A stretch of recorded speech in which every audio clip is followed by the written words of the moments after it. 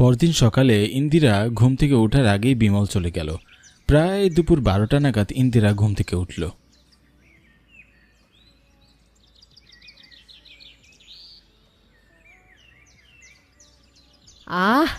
আজ একটু শান্তি নিয়ে ঘুমিয়েছি। বাবা, দুপুর 12টা বেজে গেছে। উনি মনে হয় চলে গেছে। যাক, ভালোই হয়েছে, যাওয়ার আগে এত হট্টগোল করেনি। এবার আমি আরামে আমার সব কাজ করব।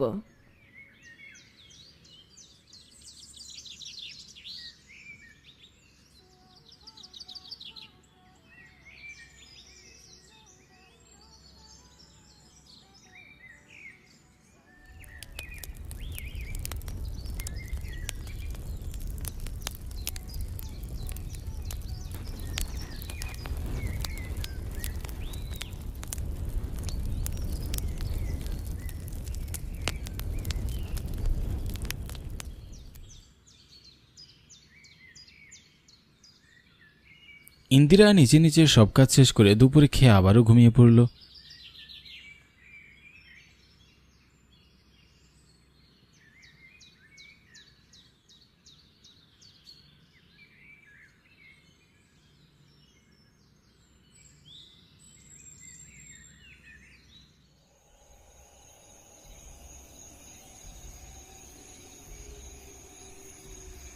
রাতের বেলায় ইন্দিরার ঘুম ভাঙলে সে দেখল পুরো বাড়ি ফাঁকা। আশ্চর্য, রাত তো অনেক হয়েছে, মানুষটা এখনো এলো না কেন?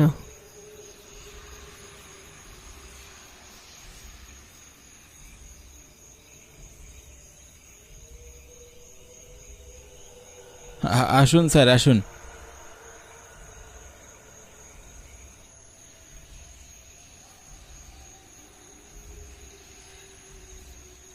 আমার স্ত্রী ঠিক এই জায়গাতেই ঘুমিয়েছিল। আমি সকালে ঘুম থেকে ওঠার পর ওকে আর খুঁজেই পাচ্ছি না। অদ্ভুত ব্যাপার, রাতারাতি একটা মানুষ কি করে উধাও হয়ে গেল? আমারই ভুল হয়েছে হয়তো। ওকে এতদিন বেশি ঘুমানোর জন্য অনেক কথা শুনিয়েছিলাম, তবে আমি তোর ভালোর জন্যই সেগুলো বলেছিলাম। অফিসার, কে জানে মেয়েটা অভিমান করে চলে যাবে। না না বিমলবাবু, আপনার স্ত্রী তো কোথাও উধাও হননি। তাকে তো আমরা কোথাও খুঁজে পেলাম না। আমি তো সেইভাবেই অবাক হচ্ছি যে মেয়েটা না বাপের বাড়ি গেছে না কোনো আত্মীয়র বাড়ি। অফিসার, আমি আমার স্ত্রীকে খুব ভালোবাসি, বিশ্বাস করুন। মেয়েটা বেশি ঘুমালেও ঘুমাক, কিন্তু আমার চোখের সামনেই থাকুক। বিমলবাবু, আপনার স্ত্রীর যে অবস্থার কথা আপনি আমাকে জানিয়েছেন, এতে আমি এমন কিছু কেস দেখেছি যেখানে মানুষ ঘুমাতে ঘুমাতে এক সময় অদৃশ্য হয়ে যায়, এরপর তাকে আর কখনো ফিরিয়ে আনা যায় না। আপনার স্ত্রীর সাথেও এমন হয়েছে কিনা সেটা নিয়ে আশঙ্কায় আছি।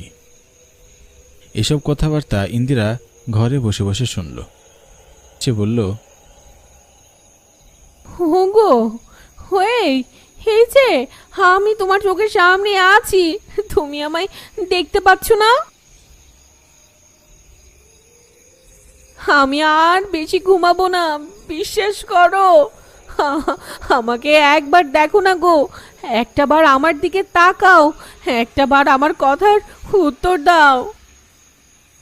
বিমলবাবু, দেখুন তো, এখানে একজন বসে আছে বলে মনে হচ্ছে না? আরে হ্যাঁ, এই তো আমার ইন্দিরাকে একটু একটু করে দেখা যাচ্ছে। ইন্দিরা, ও ইন্দিরা, তুমি শুনতে পাচ্ছ? হ্যাঁ গো, শুনতে পাচ্ছি তোমায়। তোমার সব কথা আমি শুনতে পাচ্ছি। যে তুমি কি আমায় দেখতে পাচ্ছ? এই, আমায় শুনতে পাচ্ছ তুমি? এই তো ইন্দিরাকে পুরোপুরি দেখা যাচ্ছে। অফিসার, আপনি তো বললেন এরকম কেসে মানুষকে দেখা যায় না, তাহলে ফিরে এলো কি করে? হতে পারে উনি মনে মনে এই প্রতিজ্ঞাই করেছেন যে উনি এভাবে বেশি ঘুমাবেন না। যারা মন থেকে এমন প্রতিজ্ঞা করে তাদের আর কখনো অদৃশ্য থাকতে হয় না।